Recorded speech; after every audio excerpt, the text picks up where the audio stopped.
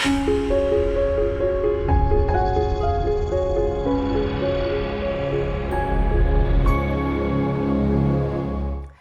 po sa ating part 4 ng ating bautismo sa tubig. I believe na kayo po na sumusubaybay o kayo na nakapanood na ng mga short explanation natin about dito sa bautismo sa tubig.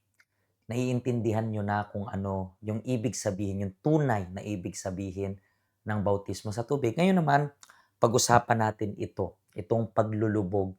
Kasi as you know, yung bautismo sa tubig, katulad na nakikita nyo dito sa picture, is linulubog sa tubig. And then maybe you have this question na bakit kailangan ilubog?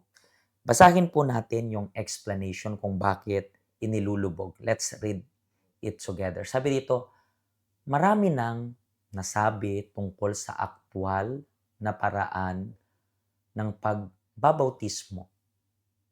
Marami ang naniniwalang ang pagbabautismo ay pagwiwisik ng tubig sa ulo ng isang tao. Samantalang iba naman ay naniniwala na ito ay paglulubog sa tubig, ngunit sa pangalan lamang ni Jesus. Kami naman sa Simbahang Universal ay nagsusumikap na sundin ang Biblia hangga't maaari. Para sa amin, ang pagbabautismo ay paglulubog sa tubig sa pangalan ng Ama, ng Anak, at ng Espiritu Santo, ayon sa iniutos ng Panginoong Hesus mismo sa libro ng Mateo chapter 28 verse 19. Gaya ng nabanggit, ang pagbabautismo sa tubig ay sumisimbolo sa isang paglilibing, kung paanong inililibing o kung paanong inilibing ang Panginoong Hesus pagkatapos niyang mamatay. Ang makasalanan naman ay espiritual na inililibing pagkatapos magsisi. Sa sandaling siya ay inilulubog sa tubig, siya'y nililinis sa kanyang mga kasalanan sa pamamagitan ng tubig ng bautismo.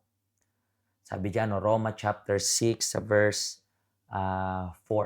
Kaya tayo ay inililibing na kasama niya sa pamamagitan ng bautismo tungo sa kamatayan, na kung paanong si Kristo ay muling nabuhay mula sa mga patay sa pamamagitan ng kaluwalhatian ng Ama, gayon din naman tayo'y makakalakad sa panibagong buhay.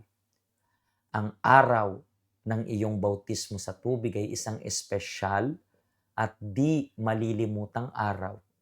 Ang bautismo sa tubig ay gaganapin sa baptismal pool ng health center at isasagawa ng isang pastor na maglulubog sa iyo sa tubig sa pangalan ng Ama, ng Anak, at ng Espiritu Santo. So dito, makikita nyo po na kailangan talagang ilubog. Yun kasi yung utos ng Panginoong Hesus, na alam natin kung paano binautismuhan yung Panginoong Hesus. Hindi to dahil doktrina.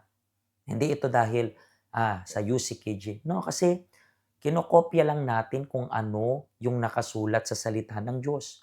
In the same way na yung Panginoong Hesus ay inilubog sa tubig. And then sabi doon na pag-ahon niya ng tubig, yung Espiritu Santo ay bumaba katulad ng isang kalapati. So, kinokopya lang natin. Yun yung reason kaya inilulubog. Pero syempre may mga iba't ibang case. Bakit may mga iba't ibang case? Like, for example, naranasan ko na hindi pwedeng ilubog yung tao na tumanggap sa Panginoong Hesus at nagsisi. Bakit? Nasa ospital. So, diyan namin winiwisikan ng tubig lang. Wala namang problema kasi sabi ko nga, huwag kang mag-alala masyado sa lubog ng tubig, sa tubig, kung mainit yung tubig, maligamgam yung tubig. Mag-alala ka kung tunay kang nagsisisi. And then merong checklist dito. Sabi dito, narito ang listahan ng mga bagay na dapat tandaan at mga pangakong dapat matupad. Basahin ang mga ito ng mabuti bago ang iyong bautismo sa tubig. Ano yung mga checklist natin diyan, ang pagpapabautismo sa tubig ay paglulubog sa tubig. Number 2, mamuhay ng malinis at lumayo sa kasalanan. Number 3, maging tapat sa pagbabalik ng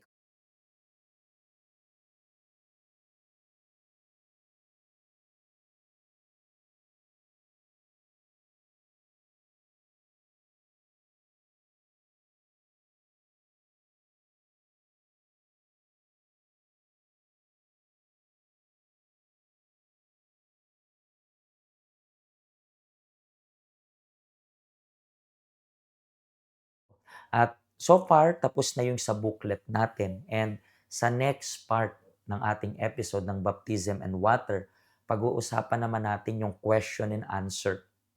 Mga question and answer, malay mo nandun po yung question mo. Yes, mga hatiin natin sila sa 2 or 3, yung part na yun.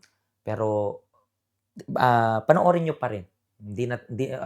In few part, matatapos na rin naman tayo. Pero at least, nabasa mo yung question and answer na magbibigay ng linaw sa iyo. So paano po mga kaibigan? Makita-kita po tayo ulit sa next episode ng ating Bautismo sa Tubig.